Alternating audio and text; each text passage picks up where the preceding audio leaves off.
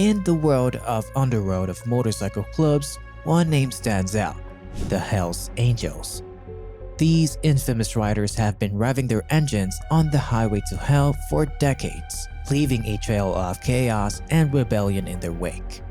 In this thrilling, well, keep it in motorcycle terms, ride through the annals of crime, we unveil the top 3 most terrifying Hells Angels in history. We'll explore their criminal aim and the legacy they've left behind. Each of these outlaws is a chapter in the dark history of motorcycle gangs with stories that rival any crime thriller. Let's start with Alan Bisaro, the Hells Angels member who is responsible for the killing of a loved man, Meredith Curly Hunter Jr.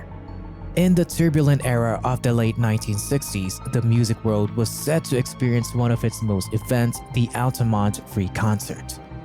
What was meant to be a celebration of peace and music turned into a night of violence and tragedy. At the center of this tragic tale was the Alan Bisaro. It was December 6, 1969, and the Rolling Stones were set to perform at the Altamont Speedway in California. As the concert unfolded, chaos began to brew in the crowd. The Hells Angels, hired as security for the event, started clashing with concert-goers. Do you think it was a smart move to hire the Hells Angels as security? Well, maybe the next information will give you a strong opinion about it. Among the concert-goers was Meredith Curly Hunter Jr., a young man caught in the midst of the chaos. He climbed onto a speaker box and engaged in a scuffle with 2 Hells Angels. Moments later, one of the angels, Alan Bisaro, rushed at Hunter and fatally stabbed him 5 times. The aftermath of the stabbing was a subject of legal research. Bisaro was charged with murder, but during the trial, footage from the concert showed Hunter drawing a revolver. This led to Bisaro's acquittal on the grounds of self-defense.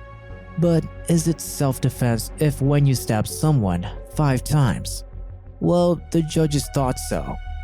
But the Altamont Free Concert remained a dark chapter in music history.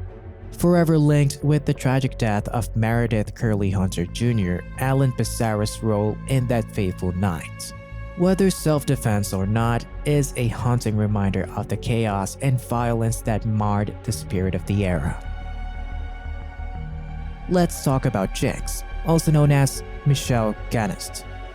Michel was deeply involved in the infamous Lennoxville Purge in Quebec, but his story took an unexpected turn, one that few could have foreseen.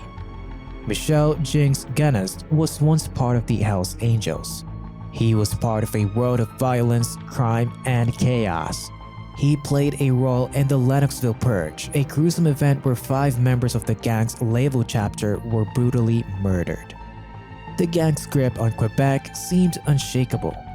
It was the year 1985, and Quebec was a battleground for various biker gangs battling for control of the drug trade. On a fateful day in March, 5 members of the label chapter met a gruesome fate. Guy Louis Chop Adam, Zangi Brutus, Jeffrey Filliot, Laurent Langley View, and Michel Willie Marin were brutally murdered. Their bodies were wrapped in sleeping bags, weighed down by cinder blocks and weights, and dumped into a river. Who was the main leader of this kill? You guessed it, Michel. Michel was granted parole in 2010 after serving a life sentence. The Lennoxville Purge was expected to mark the end of the Hells Angels' presence in Quebec. However, the gang's grip on the province only seemed to strengthen in the years that followed.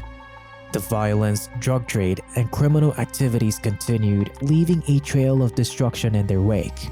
Somewhere along the treacherous path of his outlaw life, Michel experienced a change of heart. The world of violence no longer held the allure it once did. He left the Hells Angels in prison in 1994, distancing himself from the crimes and chaos he had once embraced. Next up, Paul Eide. Paul Eide's name stands out as a dark and complex figure.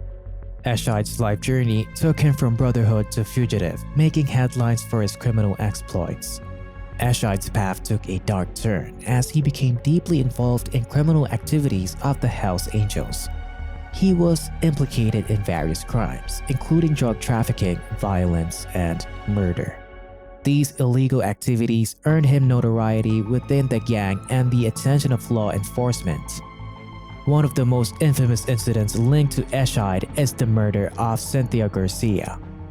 In 2001, Eide was accused of playing a key role in her brutal slaying, which sent shockwaves through the biker world and law enforcement agencies. Eide's criminal pursuits led him to flee from the authorities. He went on the run. This man just ran away. He knew what he did and did not want to face the consequences. By going on the run, he earned himself a spot on the US Marshals' 15 Most Wanted Fugitives list. Eide's escape from justice took him around the world.